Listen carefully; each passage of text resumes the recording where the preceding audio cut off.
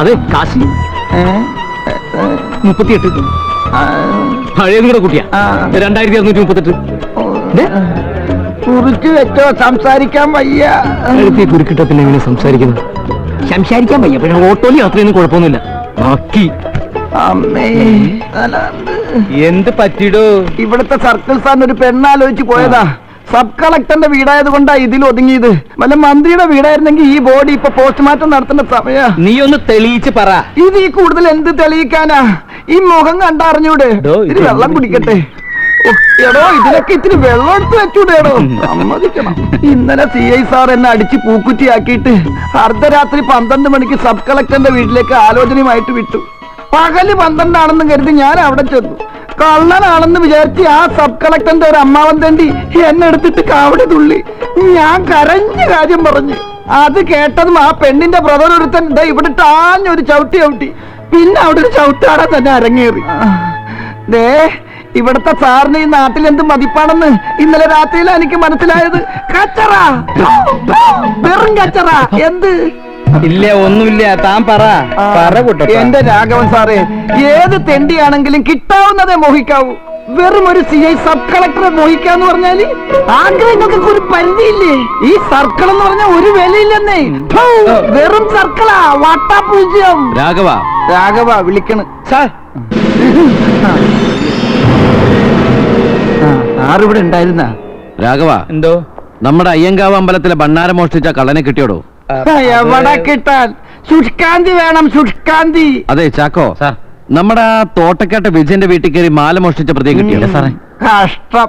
Sir എന്തിനാ ഈ ശവത്തെ കുത്തി വേദനിപ്പിക്കുന്നത്? കിട്ടിക്കാണില്ല. രാഘവ, ഇവിടെ തെളിയാണ്ട് കിടക്കുന്ന സകല കേസുകൾക്കും FIR എഴുതിക്കോ. അപ്പൊ പ്രതികളെ കിട്ടിയല്ലേ? ആ, കിട്ടി. ആരാ? നീ. സർക്കിളിന്റെ വില എന്താണെന്ന് ഞാൻ കാണിച്ചുതരാം. രാഘവ, അവരിടിച്ചത് ഇവനിട്ടാണെങ്കിലും കൊണ്ടതെനിക്കാ. കിട്ടും അവളെ എന്റെ സർക്കിളില്.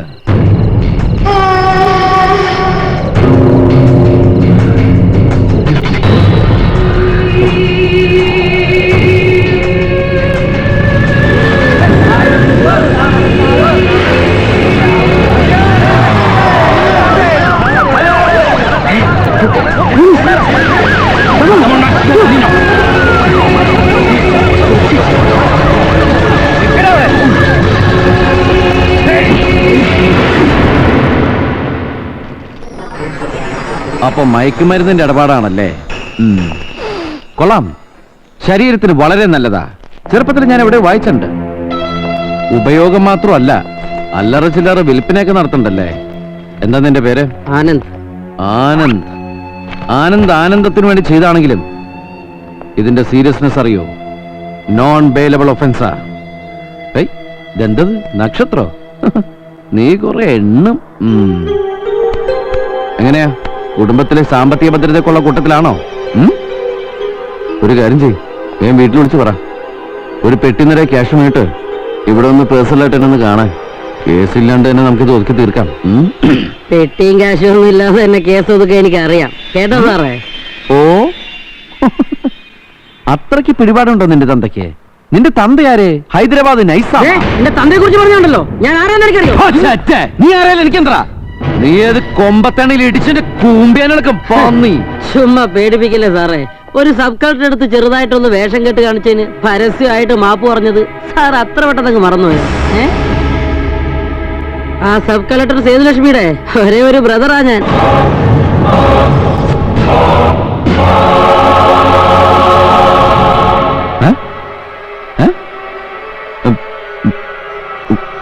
ഒരു പ്രാവശ്യം പറയൂ. സബ് കളക്ടറുടെ ബ്രദറാന്ന്.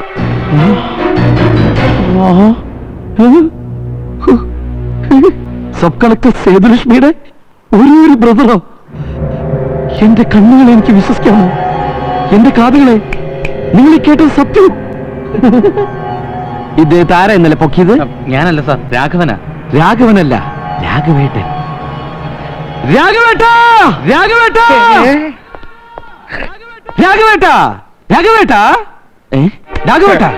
എന്താ വിളിച്ചേ? രാഘവേട്ടാന്ന്. ഒന്നുകൂടി വിളിക്കൂ. രാഘവേട്ട. എന്തു പറ്റി? എന്നെ ആദ്യമായിട്ട് സാറ് രാഘവേട്ട എന്ന് വിളിക്കുന്നത് എനിക്കിത് വിശ്വസിക്കാൻ പറ്റില്ല. എനിക്ക് വിശ്വസിക്കാൻ പറ്റുന്നില്ല രാഘവേട്ട. രാഘവേട്ടൻ പൊക്കി അവൻ ആരാന്നറിയോ? ഞാൻ ചോദിച്ചിട്ട് ഒന്നും പറയണില്ല. ആരാ? നമ്മുടെ സബ് കളക്ടർ സേതുലക്ഷ്മിയുടെ ഒരേ ഒരു ബ്രദർ. എന്നാ പിന്നെ ഇവനെ പറഞ്ഞു വിട്ടേക്കല്ലേ? എന്താ പറഞ്ഞേ? അല്ല, ഇവനെ പറഞ്ഞു വിട്ടോട്ടെ. അങ്ങനെ പെട്ടെന്ന് പറഞ്ഞുവിടാൻ ഇയാൾ തന്റെ അച്ഛനൊന്നും അല്ലല്ലോ. ലോക്യം എന്താ? എടുത്ത് ലോക്കമിലിറോ. കളി മാധവൻകുട്ടി തുടങ്ങാൻ പോകുന്നേ ഉള്ളൂ. Sub collector Sethulakshmi.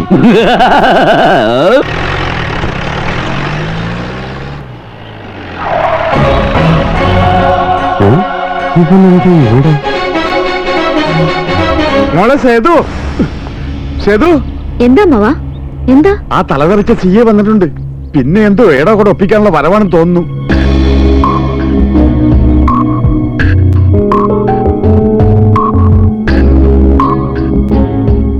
എന്താ ഇൻസ്പെക്ടർ?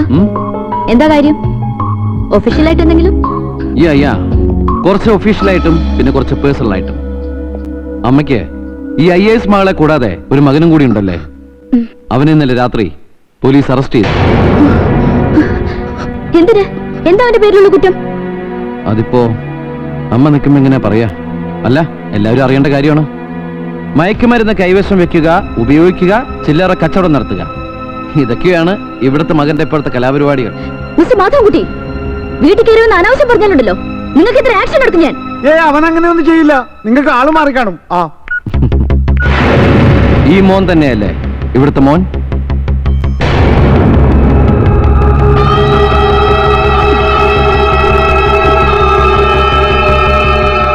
ഇന്റർനാഷണൽ മാർക്കറ്റിൽ 3 ലക്ഷം രൂപ വില വരുന്ന ബ്രൗൺ ഷുഗറുമായിട്ട് ഇവനിപ്പോൾ എന്റെ കസ്റ്റഡിയില്ല. മയക്കുമരുന്ന് കേസ് ജാമ്യമില്ലാത്ത വകുപ്പാണെന്ന് മാഡത്തിന് ഞാൻ പറയാതെ തന്നെ അറിയാലോ. എന്റെ മോനെ ഉപദ്രവിക്കരുത്. എന്താ അമ്മേ, അവനെ ഞാൻ ഉപദ്രവിക്കോ? ഒന്നുമില്ലല്ലോ, അവന് ഈ കുടുംബത്തിലെ കുട്ടിയല്ലേ. ഞാനൊന്ന് കണ്ണടച്ചാ അവന് രക്ഷപ്പെടാവുന്നേ ഉള്ളൂ. പക്ഷേ ഒരു പാലം ഇടുമ്പോ അങ്ങോട്ടും ഇങ്ങോട്ടൊക്കെ വേണമല്ലോ. ഞങ്ങൾ എന്താ ചെയ്യേണ്ടത് സാറ് പറ. എത്ര രൂപ വേണം? മാധവൻകുട്ടിക്ക് കൈക്കൂലിയോ? അതും സബ് കളക്ടറുടെ മുമ്പിൽ വെച്ച്. അമ്മാവനാണല്ലേ? അതെ. കഷ്ടം. അമ്മാവനെ വേണമെങ്കിൽ എനിക്ക് അറസ്റ്റ് ചെയ്യാം കേട്ടോ. വേണ്ട. എന്റെ അമ്മാവ എനിക്ക് 1 കോടി രൂപ തരാന്ന് പറഞ്ഞാലും വേണ്ട. പിന്നെ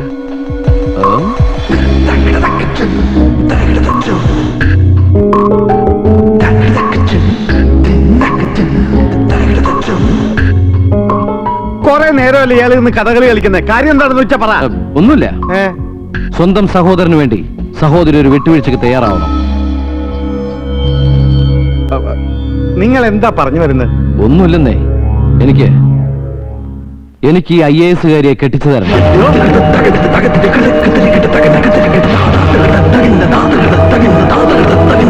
എന്താ വിചാരിച്ചേ? താൻ പോലീസാണെന്ന് ഞാൻ നോക്കില്ല. ചൂടമ്മാമ. ഒരു സബ് കളക്ടറും സർക്കിൾ ഇൻസ്പെക്ടറും തമ്മിലുള്ള പ്രോട്ടോകോളിന്റെ അന്തരം എനിക്ക് നന്നായിട്ട് അറിയാം. But this is my demand. ബ്രദറിനെ സേവ് ചെയ്യണ്ടേ?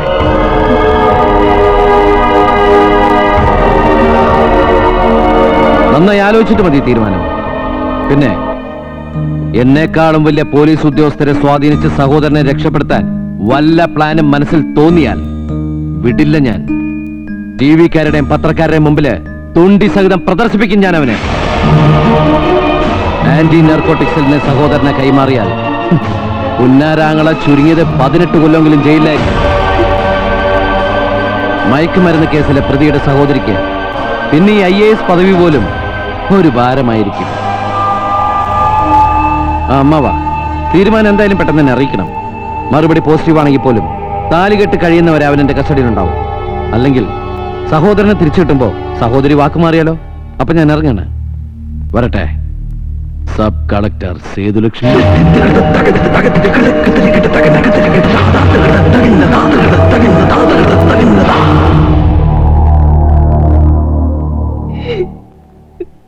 അയാൾ എന്നോട് വാശി തീർക്കാം, പക്ഷേ അതെന്റെ ആങ്ങളെ കള്ളക്കേസിൽ കുടുക്കിയിട്ടായിരിക്കുമെന്ന് ഞാൻ വിചാരിച്ചില്ല.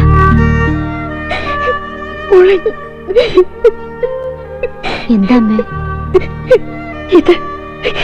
ഇത് കള്ളക്കേസൊന്നും ആയിരിക്കില്ല. പിന്നെ ഞാൻ നിന്നോട് പറയാതിരുന്നതാ. ഒരിക്കൽ എന്നെ കാണിക്കണേ. ഈശ്വരാ, എന്താ ഇതൊക്കെ? മോളെ, ഏയ്, മിണ്ടരുത്. ഇത് മറ്റൊരു പറഞ്ഞോ ചത്തുകളഞ്ഞു.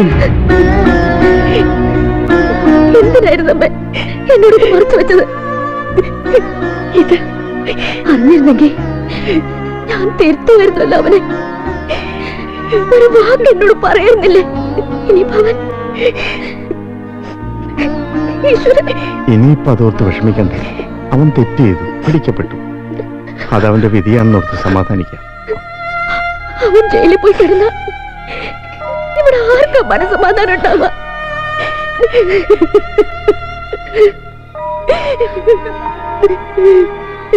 ഇനി എന്നെ കുറിച്ച് ഓർത്ത് നിങ്ങൾ ആരും വിഷമിക്കണ്ട. എല്ലാം എന്റെ വിധിയാണെന്ന് കരുതി ഞാൻ സമാധാനിച്ചോളാം. ഇനി അവനെ രക്ഷിക്കാൻ ഒരു വഴിയേ ഉള്ളൂ.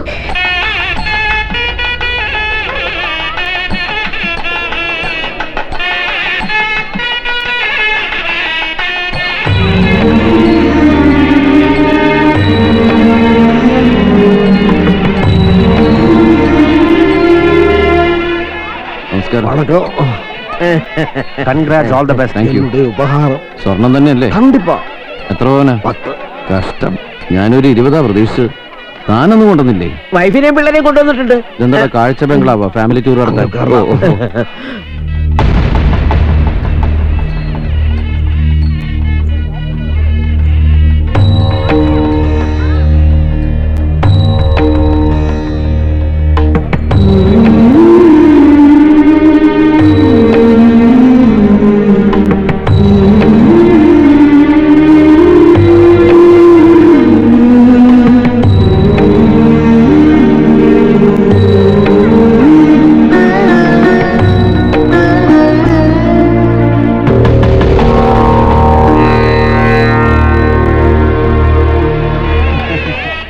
എങ്ങനെയുണ്ട് ചർച്ചയില്ലേ?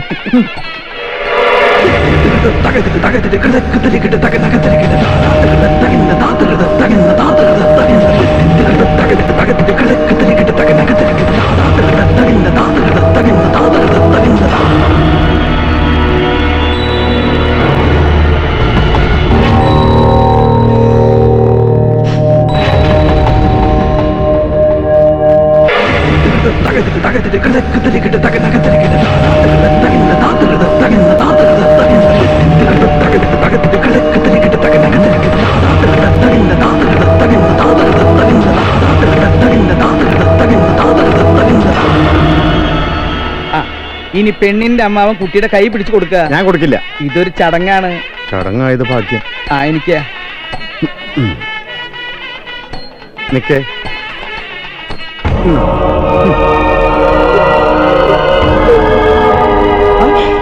എന്തിനമ്മ കരയുന്നത്? മകളെ സുരക്ഷിതമായി 2 കരങ്ങളിൽ ഏൽപ്പിച്ചു എന്ന് കരുതി സന്തോഷിക്കല്ലേ വേണ്ടത്? അമ്മ കണ്ണീരെ കണ തുടച്ചേ. ആനന്ദാശ്രുക്കൾ പൊഴിക്കൂ. ഗോവിന്ദ് മാമ, ഞാൻ മിണ്ടില്ല. താൻ എന്താ പൊട്ടനാ? രാഘവേട്ട, കല്യാണത്തിന്റെ ചടങ്ങെല്ലാം കഴിഞ്ഞില്ലേ? പിന്നെ. ഉറപ്പല്ലേ? ഓ,